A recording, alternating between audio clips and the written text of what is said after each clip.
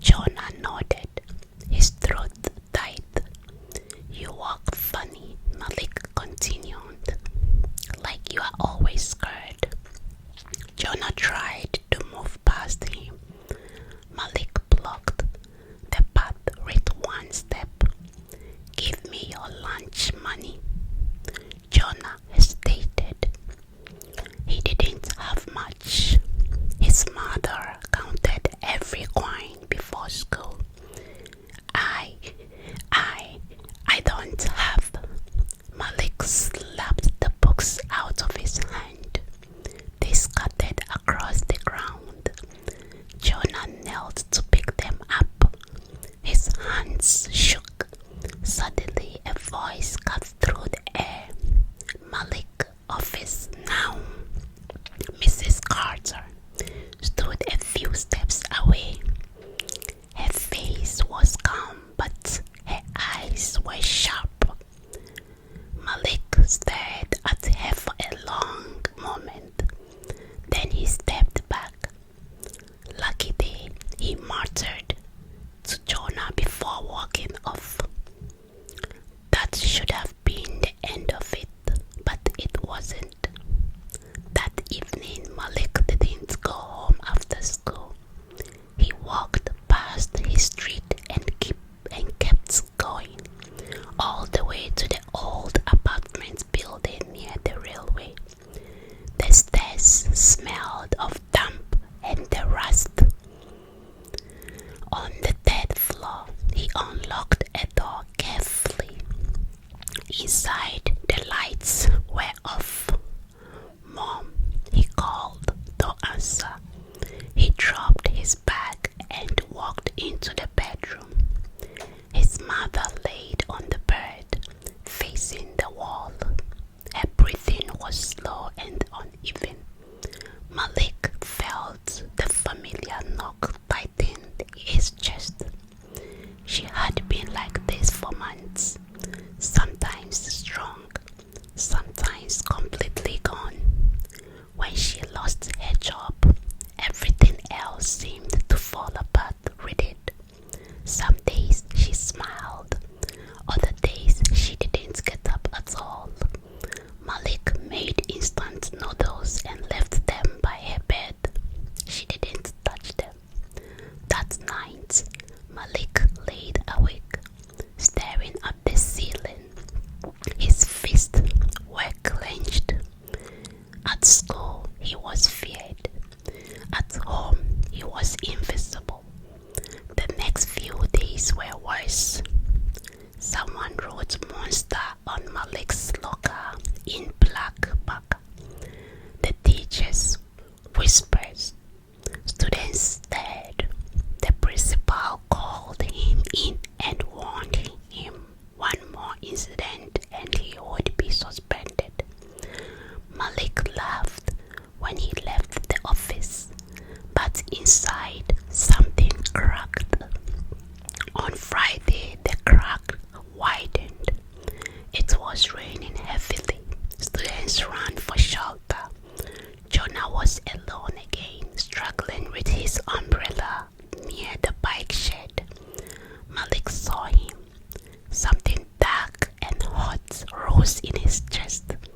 He walked over, ignoring the rain soaking his uniform.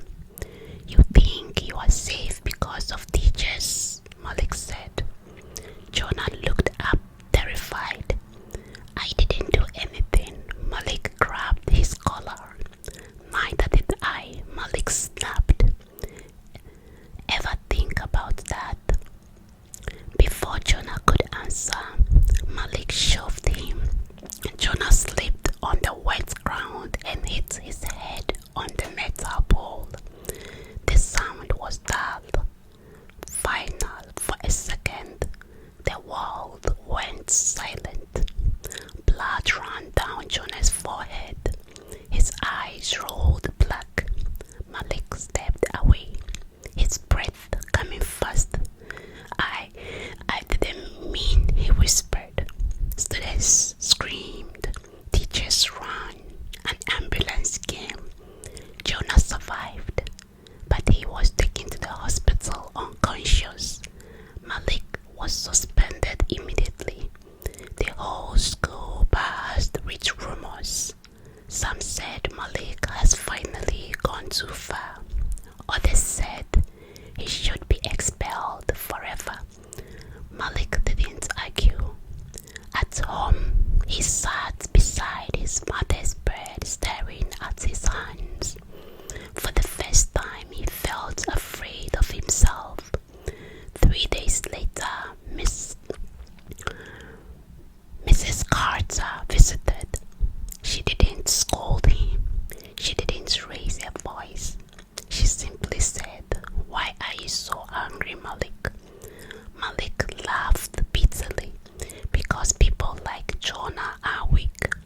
Mrs. Carter shook her head. "That's not true. You are not angry at Jonah. You are angry at the world." He said nothing. "I saw your essays," she continued. "You write about being trapped, about wanting to disappear." Malik's jaw tightened. "You are not a monster," she said softly, "but you are becoming one if you don't stop." Her words stayed with him for a long time after she left. A week later, Malik was allowed back to the school under strict conditions. Jonah returned too, with stitches on his head and fear in his face. They avoided each other until one afternoon the fire alarm went off. Smoke filled the science wing. Students panicked, running in all directions. Someone screamed that a lab experiment had exploded. Malik was near the stairs when he heard the coughing. He turned. Jonah was trapped inside a classroom. The door jammed. Smoke curled around him. He was crying. Malik froze. This was his chance to walk away. No one would blame him. Then he remembered. Jonah hitting the ground, the blood, the silence. Malik ran. He kicked the door again and again until it burst open. He covered Jonah's face with his jacket and pulled him out, coughing and half blind. Teachers grabbed both of them. The fire was contained quickly. No one died. That evening, the principal called Malik in again. This time, the tone was different. "You saved a life," she said. Malik nodded, staring at the floor. Jonah stood up suddenly. He saved me," Jonah said, his voice shaking. "I wouldn't be here if not for him." The room was quiet. Malik didn't feel proud. He felt tired, but lighter. Weeks passed. The whispers faded. Malik stopped fighting. He still walked alone, but the fear around him slowly dissolved. One day, Jonah sat beside him in classroom. "You don't have to